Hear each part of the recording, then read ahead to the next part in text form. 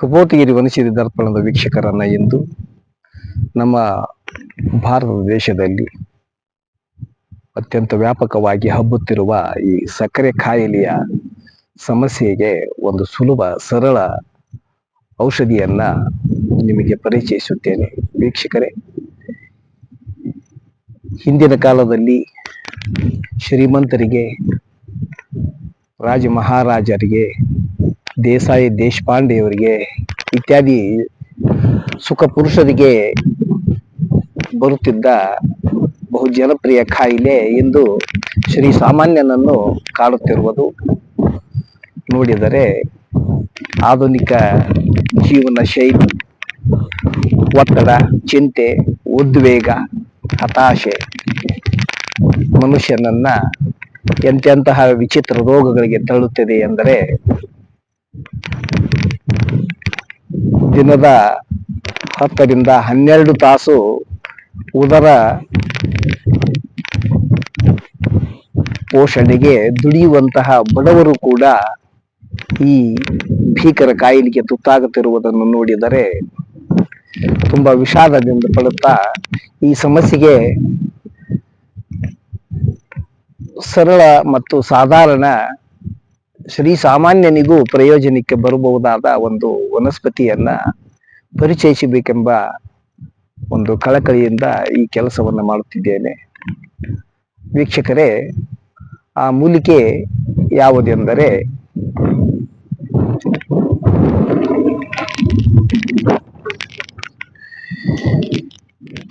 ವೀಕ್ಷಕರೇ, ನೀವು ನೋಡುತ್ತಿರುವ ಈ ಮೂಲಿಕೆ, ಇದನ್ನ ಸಂಸ್ಕೃತದಲ್ಲಿ ದ್ರೋಣಪುಷ್ಪಿ ಎಂದು ಕರೆಯುತ್ತಾರೆ, ಕನ್ನಡದಲ್ಲಿ ತುಂಬೆಯ ಗಿಡ ಎಂದು ಕರೆಯುತ್ತಾರೆ.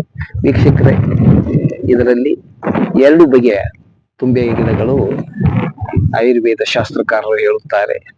ಒಂದು, ಈಗ ನೋಡುತ್ತಿರುವ ಬಿಳಿಯ ಹೂಗಳನ್ನ, ಈ ಗಂಟು ಗಂಟು ಹೂವುಗಳು, ಗೊಂಡೆಯಂತಹ ಹೂವುಗಳು, ಅದರಲ್ಲಿ ಬಿಳೆಯ ಪಕಳೆಗಳು ಮತ್ತು ಈ ನಮೂನೆಯ ಎಲೆಗಳನ್ನ ಉಳ್ಳದ್ದು. ಇನ್ನೊಂದು ಕಾಡು ತುಂಬೆ ಎಂದು ಸುಮಾರು 5-6 ಅಡಿ ಎತ್ತರದವರೆಗೂ ಬೆಳೆಯುತ್ತಿರುತ್ತದೆ. ಕೆಂಪು ಹೂಗಳನ್ನ ಬಿಡುತ್ತಿದ್ದು ಇದೇ ತರ ಗೊಂಡೆಯನ್ನ ಉಳ್ಳದ್ದು, ಆದರೆ ಮುಳ್ಳುಗಳಿಂದ ತುಂಬಿ ದೊಡ್ಡದಾಗಿ ಎತ್ತರವಾಗಿ ಬೆಳೆಯುತ್ತದೆ. ಗುಣದಲ್ಲಿ 2 ಒಂದೇ ಎಂದು ಹೇಳಬಹುದು. ಪ್ರಸ್ತುತ ನಮ್ಮ ಶ್ರೀ ಸಾಮಾನ್ಯನಿಗೂ ಈ ಸಕ್ಕರೆ ಕಾಯಿಲೆಯಿಂದ ಅತ್ಯಂತ ಸರಳವಾಗಿ, ಸುಲಭವಾಗಿ, ಯಾವುದೇ ಅಡ್ಡ ಪರಿಣಾಮವಿಲ್ಲದೆ ತುಂಬಾ ಸಕ್ಕರೆ ಕಾಯಿಲೆಯನ್ನು ಹತೋಟಿಯಲ್ಲಿ ಇಡಬಹುದಂತ ಈ ಮೂಲಿಕೆ, ಇದನ್ನ ಸರ್ವೇ ಸಾಧಾರಣವಾಗಿ ಈ ಕೃಷಿ ಜಮೀನಿನಲ್ಲಿ ಎಲ್ಲಿ ಬೇಕೆಂದರಲ್ಲಿ ವ್ಯಾಪಕವಾಗಿ ಬೆಳೆಯುತ್ತಿರ್ತದೆ.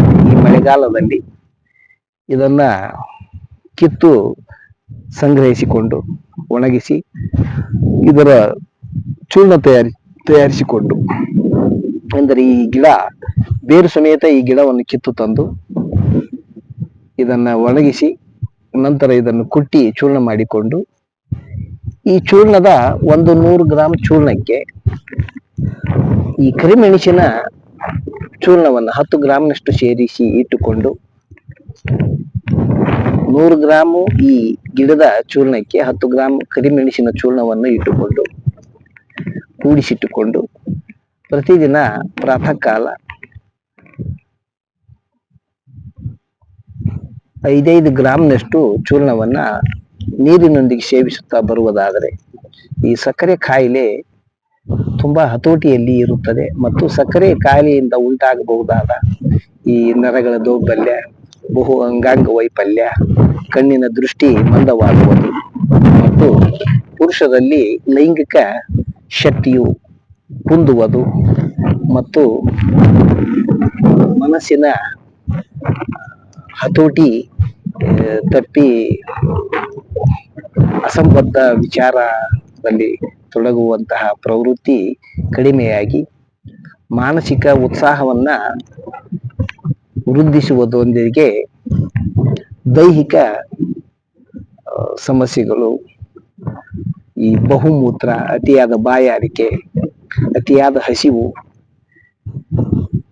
ಇತ್ಯಾದಿಯನ್ನ ಹತೋಟಿಯಲ್ಲಿಟ್ಟು ಯಾವುದೇ ಅಡ್ಡ ಪರಿಣಾಮವಿಲ್ಲದೆ ಸಕ್ಕರೆ ಕಾಯಿಲೆ ನಿಯಂತ್ರಣದಲ್ಲಿ ಇರ್ತದೆ ಎಂದು ಆಯುರ್ವೇದ ಶಾಸ್ತ್ರಕಾರರು ಈ ಮೂಲಿಕೆಯನ್ನು ತುಂಬಾ ಪ್ರಶಂಸೆ ಮಾಡಿದ್ದಾರೆ. ಆದ್ದರಿಂದ ವೀಕ್ಷಕರೇ, ಈ ಮೂಲಿಕೆಯನ್ನ ಇದಕ್ಕೇನು ಖರ್ಚು ಮಾಡಬೇಕಾದ ಅವಶ್ಯಕತೆ ಇರುವುದಿಲ್ಲ. ಹೊಲಗದ್ದೆಗಳಲ್ಲಿ ತಾನಾಗಿ ಬೆಳೆದಿರುತ್ತದೆ. ಯಾವ ಖರ್ಚಿನ ಅವಶ್ಯಕತೆ ಇರುವುದಿಲ್ಲ. ಕೇವಲ 10 ರೂಪಾಯಿ ಖರ್ಚು ಮಾಡಿ ಕರಿಮೆಣಸನ್ನು ತಂದು ಆ ಮೆಣಸಿನ ಚೂರ್ಣವನ್ನು ಮತ್ತು ಇದರ ಚೂರ್ಣವನ್ನು ಬೆರೆಸಿಟ್ಟುಕೊಂಡು ತೆಗೆದುಕೊಳ್ಳುತ್ತಾ ಹೋದರೆ ನಿಮ್ಮ ಸಕ್ಕರೆ ಕಾಯಿಲೆಯು ತುಂಬಾ ಯೋಗ್ಯವಾದ ರೀತಿಯಲ್ಲಿ ನಿಮಗೆ ಯಾವುದೇ ತೊಂದರೆ ಕೊಡಲಾರದಂತಹ ಸಾಮಾನ್ಯ ಮಟ್ಟದಲ್ಲಿ ಇದ್ದು ಆರೋಗ್ಯದ ಇನ್ನಿತರ ಅಡ್ಡ ಪರಿಣಾಮಗಳನ್ನು ಎಲ್ಲವನ್ನು ತೊಡೆದು ಹಾಕಿ ಆರೋಗ್ಯ ಭಾಗ್ಯವನ್ನು ನೀಡುತ್ತದೆಂಬುದು ಋಷಿ ಮುನಿ ಶಾಸ್ತ್ರಕಾರರು ಆಯುರ್ವೇದ ಗ್ರಂಥಗಳಲ್ಲಿ ಇದನ್ನ ಪ್ರಶಂಸಿಸಿರುವುದನ್ನ ಇಂದು ನಿಮ್ಮೊಂದಿಗೆ ಹಂಚಿಕೊಳ್ಳುತ್ತಿದ್ದೇನೆ. ವೀಕ್ಷಕರೇ, ಇದರ ಉಪಯೋಗವನ್ನ ನೀವೆಲ್ಲರೂ ಪಡೆದುಕೊಂಡು ನಿಮ್ಮ ಈ ಸಕ್ಕರೆ ಕಾಯಿಲೆಯ ಕಿರಿಕಿರಿಯನ್ನ ತಪ್ಪಿಸಿಕೊಳ್ಳಬೇಕೆಂದು ನಿಮ್ಮಲ್ಲಿ ವಿನಂತಿಯೊಂದಿಗೆ ಈ ಸಂಚಿಕೆಯನ್ನು ಮುಗಿಸುತ್ತೇನೆ. ನಮಸ್ಕಾರಗಳು.